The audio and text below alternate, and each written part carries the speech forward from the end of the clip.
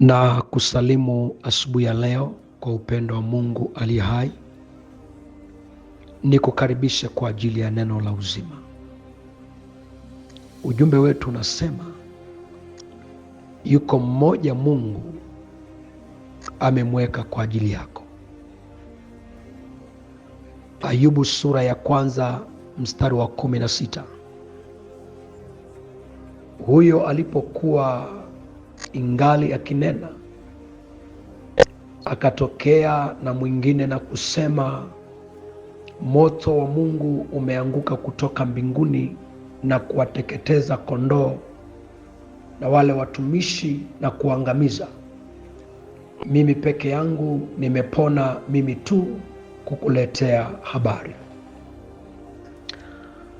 Asubuhi ya leo, mpendwa na rafiki yangu, ninaomba uone ya kwamba hauko peke yako. Hata kama wale ambao ulikuwa unawategemea na ulikuwa unawafahamu kwamba wangekusaidia huwaoni, lakini yuko mmoja Mungu amemwacha kwa ajili yako. Pamoja na watumishi wa Ayubu kuteketea na mifugo yake na kila kitu ambacho alikuwa nacho, lakini Mungu alimbakizia mmoja wa kumletea taarifa ya kile kilichokuwa kikitendeka. Ndio maana asubuhi ya leo, mpendwa, ninaweza kusema ingawa unaweza kuwa unapitia na huoni msaada wa mtu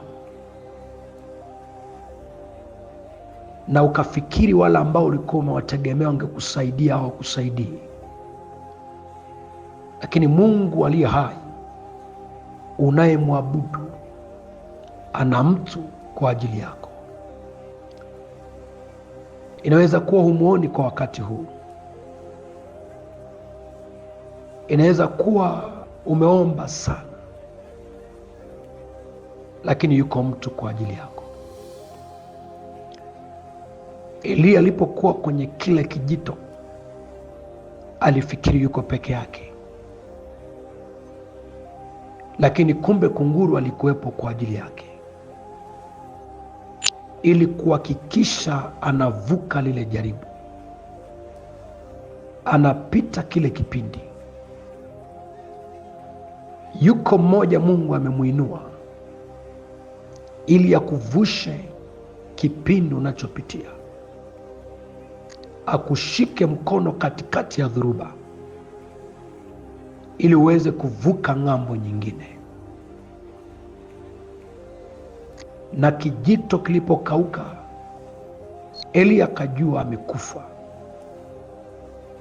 lakini Mungu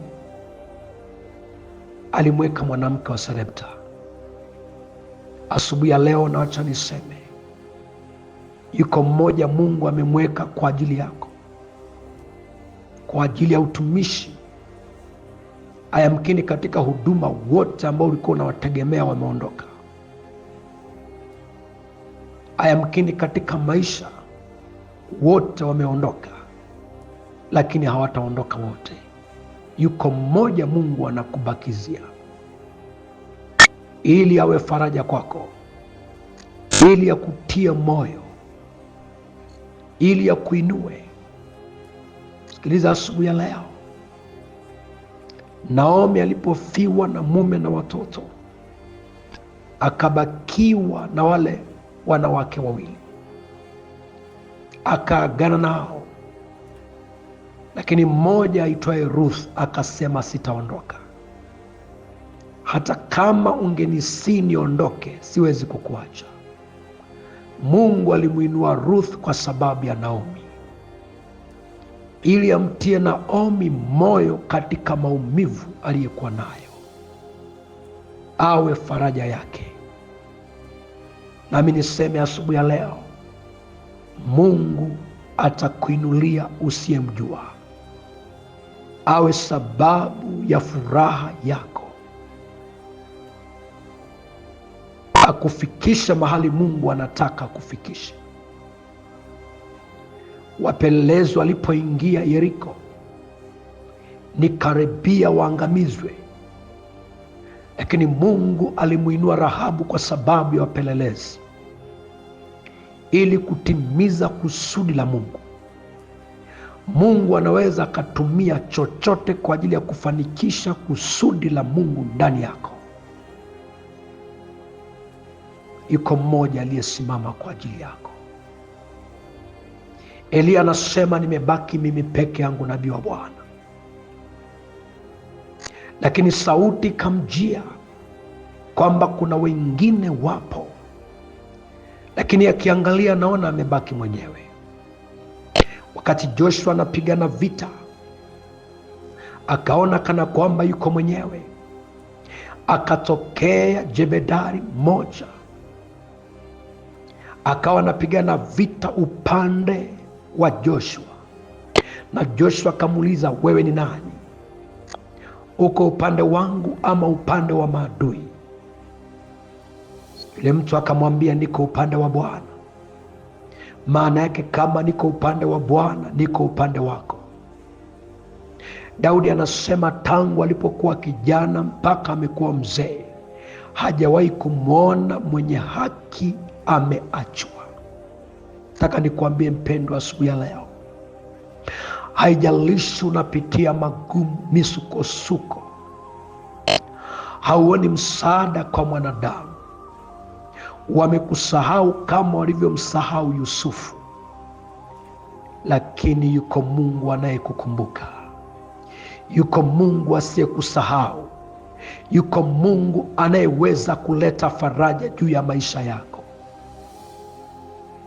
Asubuhi ya leo nikuambie, haujabaki peke yako. Yuko Mungu anayeweza kufungua njia pasipo na njia. Unachotakiwa ni kusimama na kuinua macho yako na kumtazama Kristo. Usitazame kilichosimama mbele ya maisha yako, maana kilichosimama mbele yako kitakukatisha tamaa. Lakini ukimtazama Mungu katikati ya hayo mapito unayoyapitia, utamwona Mungu ndani yake. Ndani ya mapito hayo Mungu atajidhihirisha. Wacha tuombe. Mungu mwaminifu uliye hai, ayamkini kuna mtoto wako anapitia mahali fulani, akiangalia naona amebaki mwenyewe, hana mtu wa kumshirikisha jambo lolote. Mungu una mtu kwa ajili yake. Unaweza kufanya kitu kwa sababu ya maisha yake. Rejesha tumaini ambalo limepotea ndani yake, katika jina la Yesu Kristo, amen. Ni rafiki yako Mwalimu Daniel Mathew.